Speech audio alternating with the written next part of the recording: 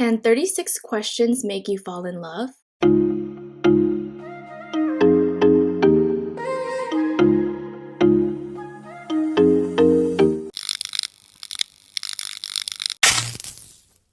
Welcome to After Hour Happy Hour. We are your chaotic but cathartic co-hosts. I'm Sharon. I'm Jamila. And I'm Vicky. So today we're going to be talking about the topic of can 36 questions lead to love?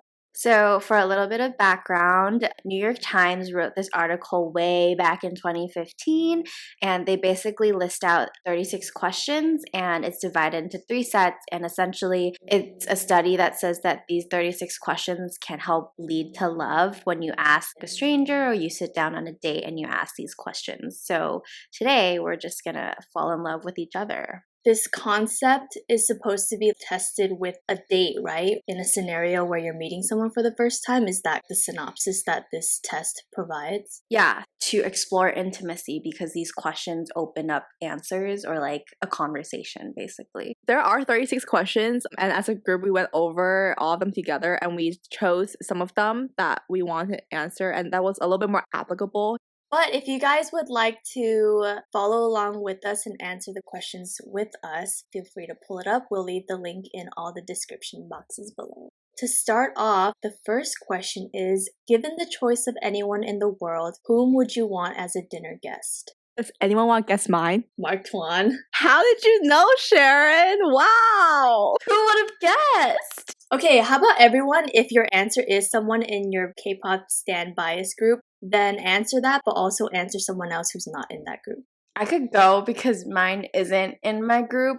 Jamila, I'm a little influenced because yesterday I spent all day watching Jubilee videos. They find very interesting people to have conversations about, and one of them is a witch, basically. He practices witch rituals. It's his career. Like, he performs spells and like does all these things. And in the video, people were asking him questions and he was answering them, but I feel like it was bouncing around a certain topic. And I was like, I want to have a full conversation with you where you tell me about your job, what made you go into this career. It's such an interesting topic. Like, I didn't even know that existed where people are witches, you know? And I want to learn more. I thought you might have said PH1. I thought you were going to say like the CEO of Jubilee or something. I was going to be like, Oh, no. I might have someone else later when I think about it, but as of right now, it's also because I watched their videos yesterday. Kanto Mando, I know it's 3 people, but they're just really fun people, and I would just love to play games and have dinner with them because they just seem super chill and fun. I'm pretty sure you guys would be able to guess mine, both BTS and not. B? No, I said BTS as a whole. That you're being greedy. I know, all 7? And then not BTS, can you guys guess? Lao. Millennium. No, Harry Styles. Oh. Lao was a good one though, I didn't think about that. But yeah, probably Harry Styles. Next question. Would you like to be famous? In what way? Yes. Yes, Jamila, but like what way? Yeah, are you going to elaborate or not? I thought you guys were going to answer it first too. No, you can answer. I said yes because one of my child dreams was to become an actress, and then I want to become a host, and then I'm also very open to being content creation. So I feel like my dream careers kind of deal with that side of the industry. I think it was in the documentary that Sharon was talking about Blackpink, grass is always greener on the other side. Like, you know, as an idol, obviously they go through that stuff and we don't see it. Maybe when I'm actually in a position, I'll be like, oh, I don't want to be famous. But as of right now, I'm super down. I would also like to be famous, and I have 2 different ways. One, I would want to be a Western singer famous. That sounds a lot better than being a K-pop idol because I'm trying to talk about anything I want and not be monitored. The second way would be some type of activist. I think I interpreted the question a little different because I said full-on celebrity status famous. I said no. For example, like Kim K, like just really, really, really famous and big. And for me, I don't think I could live that kind of lifestyle. If I were to be a celebrity, I think the max would be an artist or a singer. And I think I would want to have some sort of platform where I have an audience to share. Like you said, if you believe in something strongly or if you can make a difference, that's the kind of famous I would want, but more like behind the scenes, not so straight out there in the world. Imagine being Beyonce famous. Maybe because I'm a fake fan, but I know nothing about Beyonce. Besides that she has kids, she's married to Jay-Z, and her private life is private. And that's crazy that she's so global, but she's also so private. Dude, but honestly, like, I feel like being famous would be really scary because everyone makes mistakes, right? And if you make an honest mistake, and even if you own up to it, you can, Cancel culture is toxic, bro. yeah. All right, guys. So, what would constitute as a perfect day for you? Dude, I've answered this question a couple of times. First off, not waking up to an alarm would be perfect. Just waking up whenever I want, being productive, doing something for like a certain amount of time. And then at the end of the day, I get to just not do work and then just sit and like Netflix or read or just like what I actually want to do that's not career oriented. And then spend the whole night doing that and going to the bed whenever I want. That would be the perfect day. Right now, because we're in quarantine, so anything that involves leaving my house seems pretty perfect. In this moment, my perfect day would be kind of like Vicky said, like in the morning, kind of being productive or doing something I enjoy. Like honestly, filming podcasts with you guys is something I really enjoy. So it's something that I would also be down to do in my perfect day. And then at night, we could go out, go a happy hour, you know, go out and have fun. So it'd be like a mixture of both. That would be my perfect day right now. And my perfect day in the short and sweet version would just be being happy, starting the day happy, ending the day happy. And I think it's just doing things that I like genuinely love to do, not because I have pressure to do it. So yeah, waking up early, reading a book, going to the gym, eat my favorite foods, watch a movie, and then going to the beach. There's beaches in South Central. No. Not in El Centro. I would go to like SD or something. Next question. Do you have a secret hunch about how you will die? The deep stuff now. I feel like Vicky does. I do. What is it? How do you know that?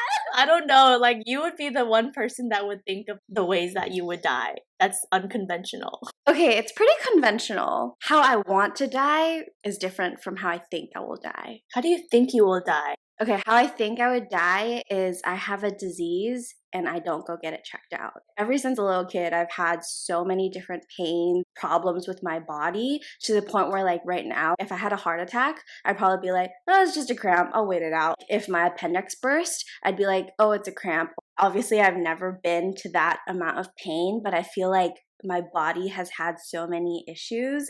I'll sleep it off and then it'll be fine. And that's my go-to solution for anything because that has worked so far. So one day it's going to be a not sleep-offable pain and I'm just going to die. But don't you get like annual checkups? I do. Okay, this is the thing. For people who don't know about doctors, let me inform you because I've been there like 50 million times. They don't know what is happening to you unless you tell them. I have so many pains happening to me that sometimes I just leave things out. I forget. Like, I remember there was one point where I'd have to write it in my notes because so many things that were happening to me. What is wrong with you? I didn't know you were in pain. That's why I feel like I have a good pain tolerance is because sometimes I'm just in pain. I'm like, this happens so often. Like, what is an example? So sometimes at night I can't sleep because I have leg pain. I used to describe it to my mom and my mom was like, oh, those are growing pains. I'm way past the age to be growing right now. Sometimes at night I just lay there for a couple hours and my leg just feels like it's on fire. And then when I wake up the next day, it's like fine. Ma'am, you should get that checked. Yeah, see, things like that, it's normal to me. It's happened to me for so long that it's like, I'm not dead yet, so it's fine. There's one time where my chest hurt every breath that I took in college. It was like a year ago. And I was so freaked out that I called my dad and he was like, just wait it out. Maybe you'll be fine. And it was like for like 2 days and then it was done. You should get checked out, Vicky. That sounds like a serious problem. I think you had angina. Oh, maybe. What's that? It's like the chest pain. I got the term only know from that iCarly. from iCarly. Does anyone else have a hunch of how you will die?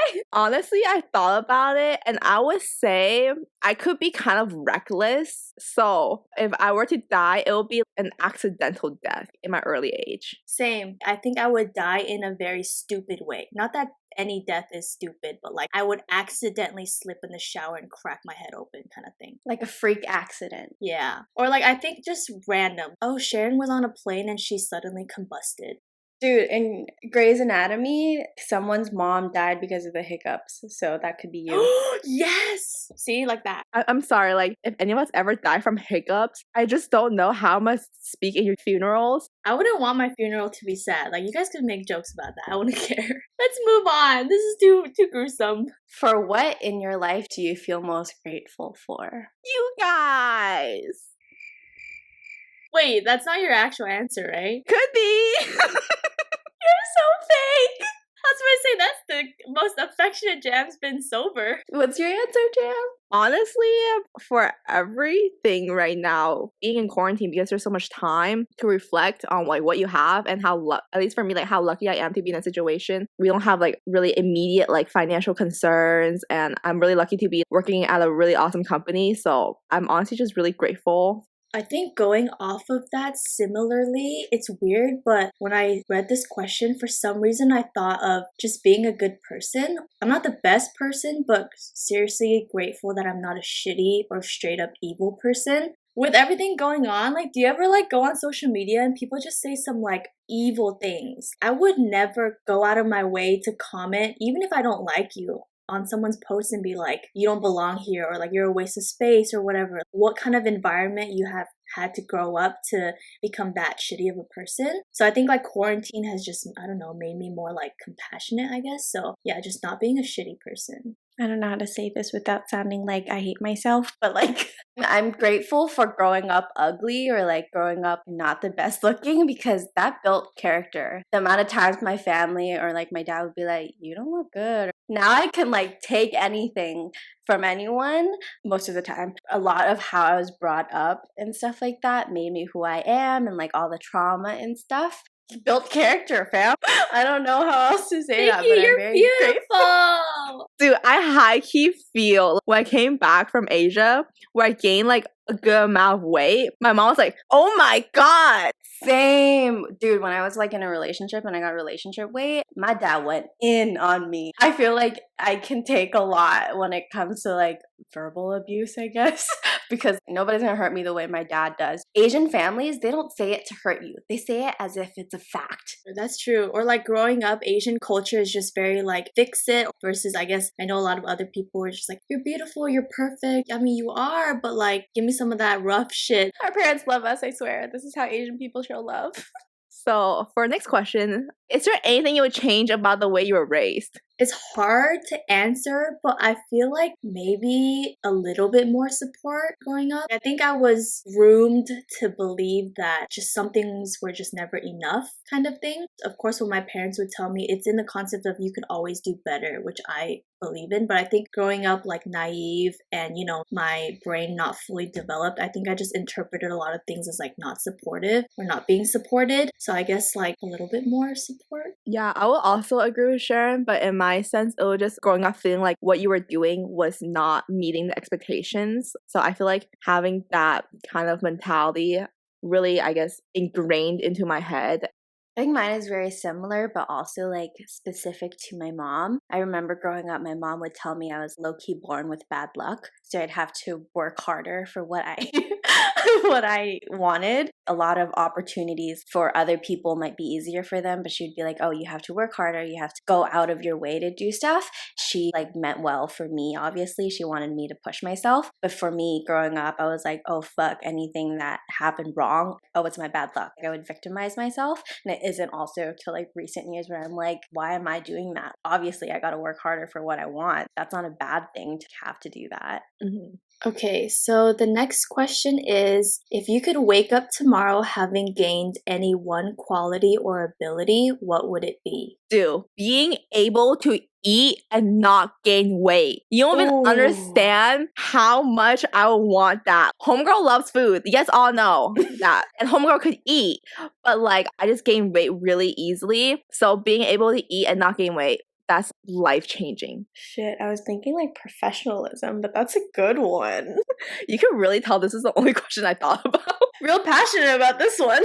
What would you say, Sharon? Dude, I don't know. I struggled with this one. I think quality, maybe just less self-doubt sometimes. Like, I think I'm just way too hard on myself sometimes. I guess in a way, confidence, but ability-wise, I think singing would be great. Ooh. Yeah. I just thought of this on the spot, which I think is really good. Absorbing the personality of whoever I'm hanging out with, just so that I could really bond with anyone that I meet. I feel like a lot of people get along with people better who they feel similar to, something along those lines. If I could just like be able to connect with whoever I hang out with, opens up a lot more opportunities and connections. I think you need to give yourself more credit though, because I think you do that. Really? To you, it might not feel like it. In conversations and when you're meeting people, you always have the best interest of getting to know them. So, yeah. I feel like I'm just like, I sit there and listen, but I don't give. My question was, what if the person across from you is also, I guess, like more of an introvert? We both sit in silence. I guess like absorbing personality in the sense of knowing how to approach this person. Being able to like cater myself toward, wow, that sounds so bad. I don't want to cater myself to anybody, but cater myself to this person's interests, you know, so that we could talk more and I don't feel awkward and you don't feel awkward because we just get along great. What do you value most in a friendship? Or what does friendship mean to you? I actually don't know this about you guys. What do you guys value? What do you like? I can't exactly pinpoint characteristics, but I would say like what we have as a trio is something that I think is like ideal friendship to me, and it's made my expectations for friendships a lot higher. I guess giving the example is better than me trying to explain what it means to me. Yeah. I think it's definitely, connection is a big thing, but something that I don't look for, but I know it's good friendship if it's there, it's how comfortable I am with you. For example, if I can go into a hangout and not have to worry about things like, what am I going to talk about? What are we going to do today? Do I want to go home already? Like that kind of thing. Then I know that what we have is comfortable and it's a safe space for me and how willing I am to share things with you. So I think those things are what I find value in a friendship. To add on to that, I would say people who can take a joke or I can roast them, especially if I'm comfortable around you. I don't need to think about what I say. And so if you're a good friend to me, I don't think about what I say, and sometimes I just roast you without thinking about it. And if you could take it, that's also important to me. Yeah. Actually, another thing I could think of, maybe it's more relevant to me, but I would say in certain things I'm pretty short-tempered. But then if it's a group of people I'm comfortable around, I don't think about filtering myself as much. Like the short-temperedness might just come out, and then like you guys know that, okay, it's just being jam in the moment, and it's never like anything personal. For me personally, that's an indication of how comfortable I am because I'm just not filtering myself out. So next question is, what is your most treasured memory? Memory. What is your most treasured memory? That's really hard. It is. Actually, I have one. It's Jam's favorite story that I tell. My memory is when I was a kid. Seriously? Dude, like, it's such a fond memory to me because it's one, funny, two, describes my relationship with my dad, and I will always, always remember this memory. So when I was a kid, my dad would put me and my sister through math lessons, and as part of that, he put us on to like online math classes, and he would sit next to us to watch us do it. And my dad one time was sitting next to me while I was doing it, and I knew how to do this math problem, but because he gave me so much anxiety sitting next to me doing it, I was like never getting it right, and I could see him get more and more frustrated. And I have such a vivid memory of seeing him get up and go to the kitchen to get a stalk of green onion, and I knew, I was like, fuck, he's about to hit me. He came back, sat next to me, and be like, better do it right. And I was like, bro, if I don't get this right, he's gonna smack me. And I didn't get it right. And so he raised the stalk of green onion to hit me, and because I knew it was coming, I scooted back, and my dad whacked the crap out of my eye because I scooted back, and I got my first black eye in my life from my dad. And that's not even the best part of the story. The best part of the story is my dad freaked out when it hit my eye, and he was like, you have to lie to your mom. Don't tell her that I did this to you. And I actually lied to my mom for my dad, and I told her I ran into a doorknob or something, and my mom was like, what? That's my most treasured memory. Is using a stalk of green onion like a common tool that your parents use? No, I think my dad was just so frustrated that he got up, went somewhere, and the first thing he saw, he just grabbed. And it happened to be a stalk of green onion. He wanted to grab a glass of water to cool himself down, but then he opens the fridge like, a stalk of onion. Dude, I don't know. Normally, my dad smacks me with a ruler, which I'm glad he didn't do that. Dude, rulers hurt. Combs, hairbrushes. Oh hell. no. Slippers. Wow, well, I'm glad that your childhood trauma is one of your favorite memories. Dude, I can't believe I lied for my dad. I should have just let my mom yell at him. That's so cute. You covered for your dad even though he beat you with a freaking green onion stalk. For real. Yep, that's my memory. Oh, I feel like I have a lot, but the one that really pops up in my head right now because it's the most recent one is probably my study abroad. I know it's like 4 months, it's a really long memory, but I really wish I could go back to a better time. Like this time last year right now, I was having so much fun in Asia. So that's like my most treasured memory right now. Okay, warning in advance. I thought of this answer yesterday at night when it was quite late, and it's about to be time of the month for me, so yeah. She's gonna sim. No, I'm not. It's not about you guys. But you have to say it. Don't say it. We'll just move on to the next question if it's not about us. Oh. It's about me. Anyway, specifically March till June of 2019, like those time frames of the months were my best memories so far that I could think of, because it was a time when I was like the most happiest I had ever been in my entire life. So that's cheesy. I think it's just because you guys know to an extent, like the late 2018 after breakup just wasn't a good time. And I think during that time, I just really focused on myself. I picked up when I was told not to. I got an internship that I never thought I would be able to get, and I guess I just really focused on not putting limitations to myself and focusing on, I guess, my own personal growth. And I also like mended a lot of my friendships during that time, so I think just those 3 months of solid happiness was just, yeah. Do you remember that letter I wrote you? Yes, it's right there. It's in my box. I think I wrote something like, I'm scared that tomorrow this happiness will go away, so I just wanted to write this when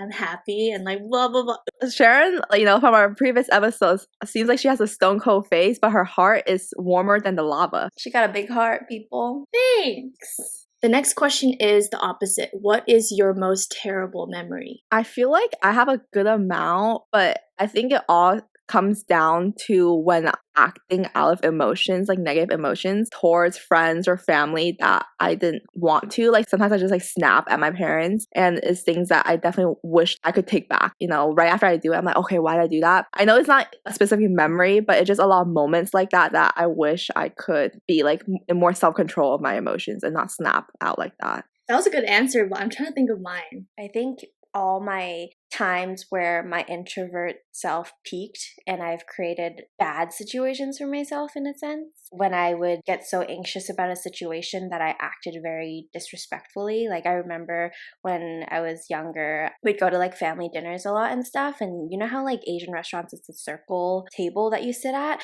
If you go inside to a seat, like obviously you're stuck in that seat, you can't really move without it being like super obvious that you're leaving and stuff. And so I remember there was one dinner where it was a random family member that we were meeting for dinner, and I got so nervous to sit next to this person that I didn't know that when I was walking into the seat, I saw that I was about to sit next to her. I turned around, looked at my sister, and I was like, can you sit there? That was like blatantly like disrespect because I don't want to sit next to this random person.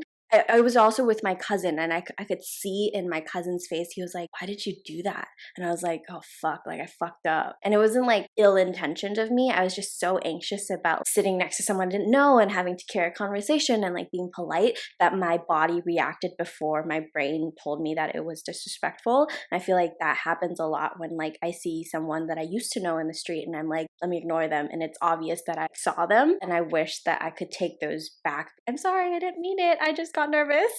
That's such a wholesome bad memory though. That's so Vicky too. I felt so bad afterwards. Till this day, I still remember that memory, and I was like 10. It was my 16th birthday. It was probably like the worst day of my childhood. 16 was what, high school? Probably like sophomore, junior year when things were rough with like SATs and college prep. And my mom and I's relationship was just not good. I used to go to church when I was younger, so it was Sunday. And I was getting ready for church. It was my birthday. I was like curling my hair, just, And then I remember my mom came in. She was like, "Why are you doing your makeup? Why are you doing your hair?" And I was like, "Bro, it's my birthday." And we just got into a huge argument. And I remember like crying all day. And yeah, it was just not a good time. I swear my mom and I are actually friends and like we're good now. But at the time, it was not good. Yeah, teenage angst really gets you. What roles do love and affection play in your life? And then I'm going to add on to this.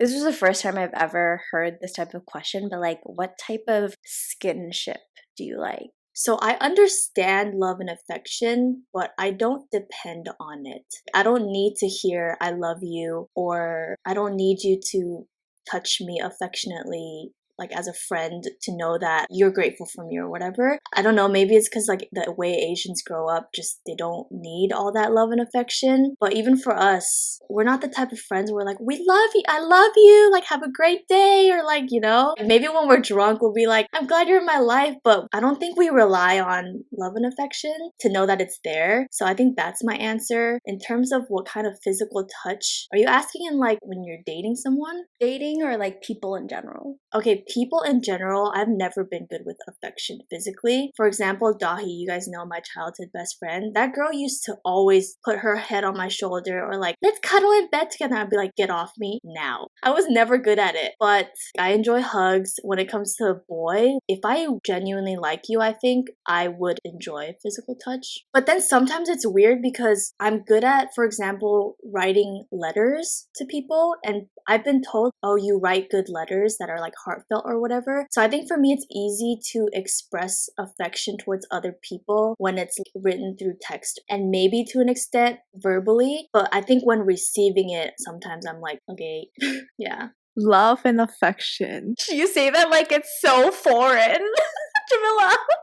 She's like, "What is that?" Okay, I swear it's not foreign, but I feel like when I give or receive, I just get awkward. Okay, of us three, we're all pretty not affectionate people.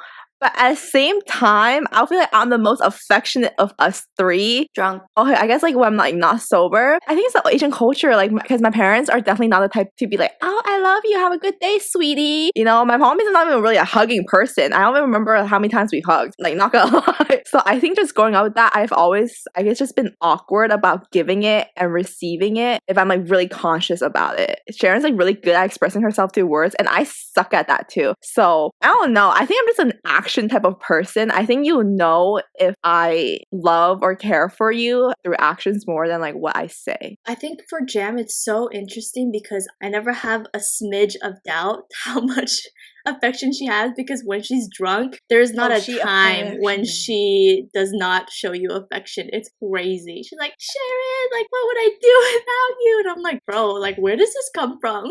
Tears just streaming down her face because she's so appreciative of you. Yeah, it's so funny. But then it's like when Vicky, sometimes she'd be like, "Love you guys." When? I know when. Was it when we were living together? But Vicky would be like, "Can you just say it back?" Oh, I say that to Jamila because you're so not affectionate sober. I'm like, "Jamila, just love me." Yeah, and I'm like, I don't know about that one. But then in terms of skinship with friends and stuff, if I'm not sober, then like hugging. I think hugging's a big one. But I guess with a significant, I know I'm laughing with a significant other. I've been single for so long that the idea of it is like hilarious.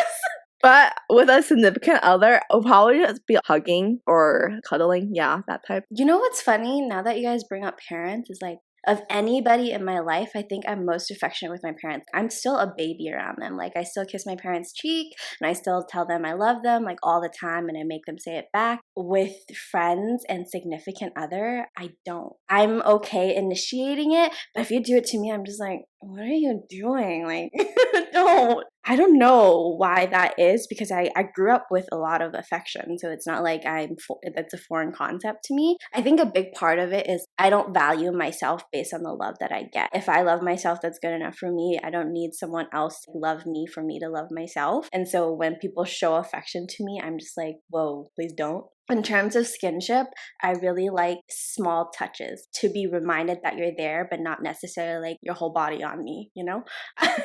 I don't need to have your whole body on me, but when you're passing by and you touch my back or like hold my elbow or something like that, I don't know. I think small touches to remind me that you're in my life, I appreciate that. Dude, I think the biggest thing that confuses me about Vicky is your levels of love and affection. Because anybody listening can be like, oh, Vicky, maybe she is afraid of getting hurt, so she protects herself and doesn't take or give love and affection to other people, but it's not that at all. Like, genuinely, if someone were to come up to you and show you affection, you'd be like, why? And it's so weird to me. I don't get it. I'm trying to figure it out, because my sister says the same thing about me, because I can show affection to her, but when she shows it to me, I'm like, bro, back off. I don't know.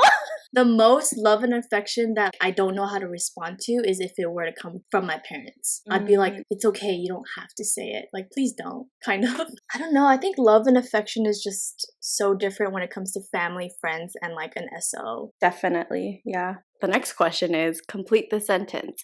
I wish I had someone with whom I could share. Actually, that's a very weird question. I mean, I'm a simple person. I just want to share ice cream with Mark. Is that too much to ask for? Okay, that was a joke one. Okay. She was not joking, Mark. You act like he's ever gonna listen to this. Maybe one day, you never know. I wish we could just be together right now and just, I guess, like share quarantine together. I don't know. Do you know how freaking lit that would be if we spent quarantine together? Dude, we could literally create like a mini cafe in the living room by day and then nightclub by night. Dude, for real. Wow, this is gonna sound so head ass, but my love for somebody, I feel like I have a lot of love to give, but not the right person to. So I want to one day actually find someone that I could fully express my love to. Both of you, I want to know, before I give my answer, do you think you've ever experienced giving your all to someone because you wanted to? In a way, yes. Not like my all, but I've seen myself, seen the capability of myself doing it. You too, Vicky? Yes, I do. Well, my answer is basically what Vicky said about like sharing your love for someone, or I think my immediate answer was, this is going to be so cheesy. I wish I had someone with whom I could share my life with.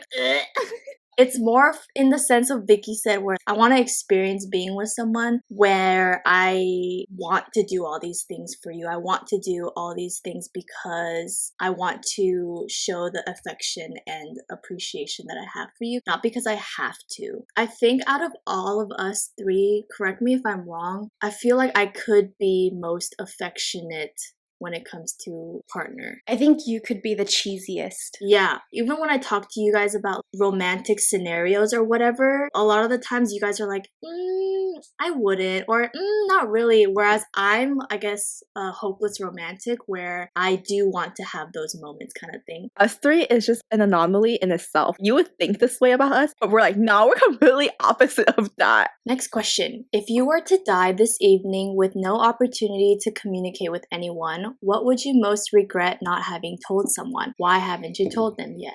My answer is I don't think I'd regret not telling anyone, and I would hope that if I were to die, no one that I know would regret not having told me something, because I think that guilt I don't think anybody should feel that. But I feel like if not me, someone else were to die, depending on that person, maybe I would regret not telling you. That's how I interpreted the question. I feel like because my most recent head ass thing is being in a relationship, and like with him, we had such different love languages that it was clear he didn't believe that I loved him as much as I did.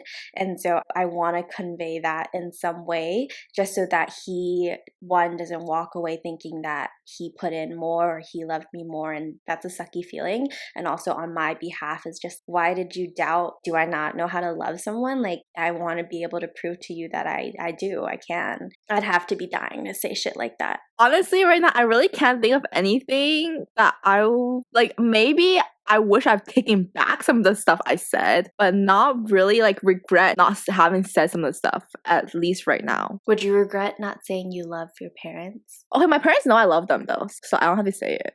All right, last question then. Your house containing everything you own catches fire. After saving your loved ones and pets, you have time to safely make a final dash to save any one item. What would it be and why? If I owned gold or jewelry, I would take that because that's money right there. But you don't. So what would you save? I'm just being really practical here, but just anything of value. The question was one thing. Does it have to be what I currently own? Yeah. I don't own anything of value. I'm really looking right now, and I would say my net worth weighs in my makeup collection. I also don't think I have much assets that have a lot of value, so maybe my journal, like my physical journal. It's not deep. It's because I have terrible memory, so down the line, when I don't remember anything, I can look back on the things that I wrote and be like, those were good days, those were sad days, and yeah. I was gonna say my computer, but now that you say journal, it's hard because I have a lot. Yeah, your bullet journals. Yeah, I've been writing and journaling since I was a little kid, and so I have a lot of journals saved up. I don't know if that all counts as one thing. I'm just gonna count it all as one thing. Yeah, like in a box. Oh yeah, it's in a box. Yeah, so my box of journals because it serves a lot of memory. So those were a few of the questions that we answered out of the 36 questions that will lead to love. I think we fell in love with each other after this episode. No, I was gonna say, hey, if anyone listening fell in love with us, hit us up. Bye. Bye. Bye.